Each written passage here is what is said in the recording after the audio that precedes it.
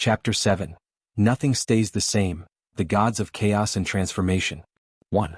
Ovid's Metamorphoses, the fluidity of being. In the sweeping lyrical tapestry of Ovid, the universe is portrayed not as a finished monument, but as a restless, shifting ocean of forms. Here, the boundary between the human, the divine, and the natural world is paper-thin, easily punctured by the needle of intense passion or the decree of a god. The Metamorphoses serves as a chronicle of a world in flux, where the physical shape is merely a temporary vessel for the soul's current state.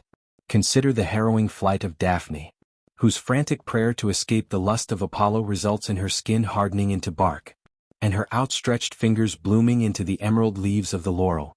Or the tragic Niobe, whose excessive pride and subsequent grief for her slaughtered children turn her into a weeping pillar of stone, a literalization of a heart hardened by sorrow.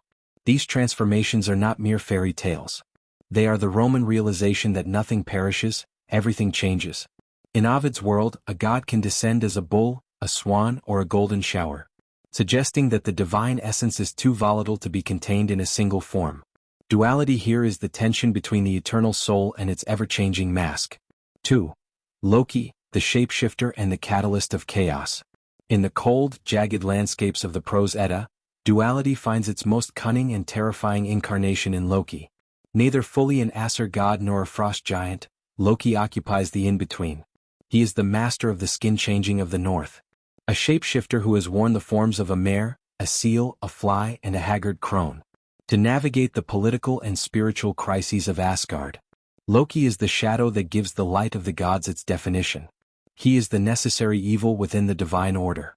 While he is the architect of the gods' greatest misfortunes, fathering the wolf Fenrir and the world serpent Jormungandr, he is also the one who provides them with their most sacred tools, such as Thor's hammer and Odin's spear.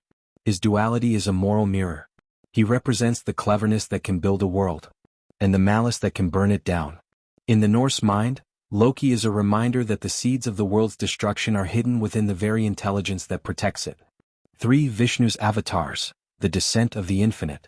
In the Mahabharata and the broader Hindu tradition, transformation is viewed as a sacred mechanism of restoration, known as avatarana, the descent. When the cosmic law of Dharma begins to fray under the weight of human or demonic ego, the sustainer god Vishnu distills his infinite essence into a finite form. This is not a loss of divinity, but a focused manifestation of it.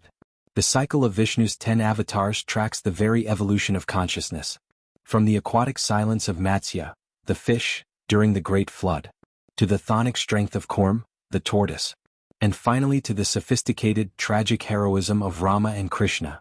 This duality, the one becoming many, teaches that the divine is not a distant, static watcher, but a participant in the material world. It suggests that every creature, no matter how humble, contains a spark of the infinite, and that the universe is a series of descents where the sacred takes on the burden of the flesh to heal the world. 4. Set and Osiris, the eternal rhythm of the Nile. According to Wallace Budge, the Egyptian universe is a heartbeat sustained by the conflict between two brothers, Osiris, order, and Set, chaos. This is the supreme duality of the Black Land and the Red Land. Osiris represents the life-giving silt of the Nile and the predictability of the harvest, while Set is the lord of the desert storms, the red-haired disruption that shatters the status quo. The transformation of Osiris is the central miracle of Egyptian faith. Murdered and dismembered by Set, Osiris is not erased from existence. Instead, through the magic of Isis, he is reassembled to become the king of the underworld. He transforms from a living king into the eternal judge of the dead. Set, meanwhile, is not a villain to be destroyed, but a force to be harnessed. He stands at the prow of the sun god Ra's boat to spear the serpent of the void.